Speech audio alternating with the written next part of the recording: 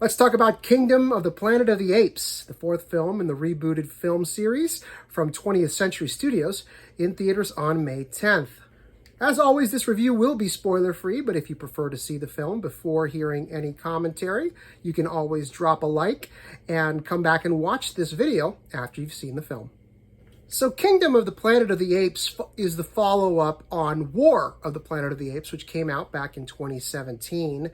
Matt Reeves had been the director and one of the creative minds behind those first three films, but there's a new director in charge of the series now. His name is Wes Ball, and some audiences may know that name from the Maze Runner series, which he helmed all three entries. Now, this film really does feel like a new story, and it should. I think there are some audiences who remember War of the Planet of the Apes and feeling like it was the end of a story. It was the end of a trilogy. And so this new film really takes the story ahead and it jumps. There is a significant time jump at the start of the film. I don't want to give away too much except to say that there's an entirely new cast here. And there are new characters to get used to. What isn't new, it's just better, is the motion capture technology that is used to bring those characters to life. The modern Apes franchise has really been characterized by just how well the performers who are using motion capture to portray apes, chimpanzees, orangutans, other simian characters, how expressive they can be and how powerful and compelling their physicality can be. Actor Owen Teague is the lead here in Kingdom of the Planet of the Apes. He plays a chimpanzee hunter named Noah.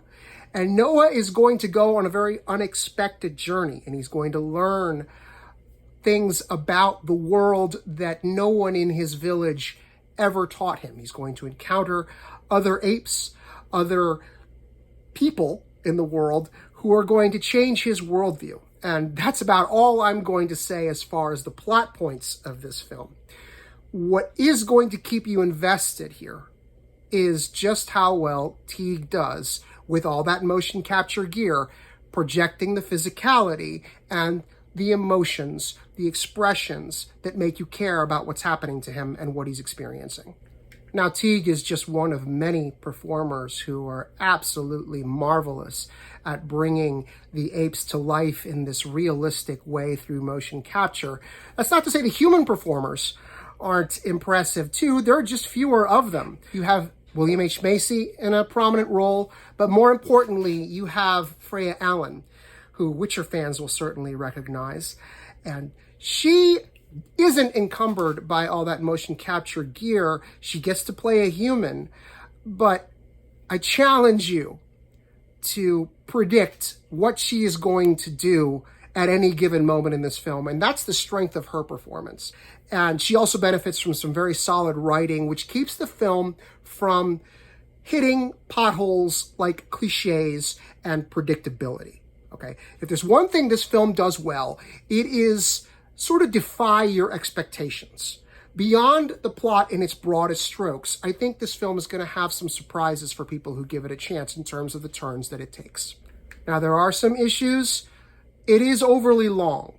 At 2 hours and 26 minutes, it could have been tighter. Everything that's there is needed to establish the stakes, but it could have been compressed a little bit for the sake of pacing and dramatic energy. Once things get going, though, this one steamrolls towards its conclusion. Fans of the series will pick up on Easter eggs. They will pick up on visual cues, things that have been seeded in the film that call back to the earlier films. I think they'll be pleased with this entry, even though it may be a little overly long. It is rated PG-13 for violence. Once again, Kingdom of the Planet of the Apes from 20th Century Studios hits theaters on May 10th. You can find more Film Buff Unplugged reviews and videos on Substack. Just head to fbunplugged.substack.com and subscribe for free. That way you won't miss a single post. We also have a channel on YouTube. Head to youtube.com/@FilmBuffUnplugged, all one word. Please give us a like on Facebook, and if you're on TikTok, you can find my review videos and more by searching for @FelixAlbuerne Jr., all one word. Thanks for watching.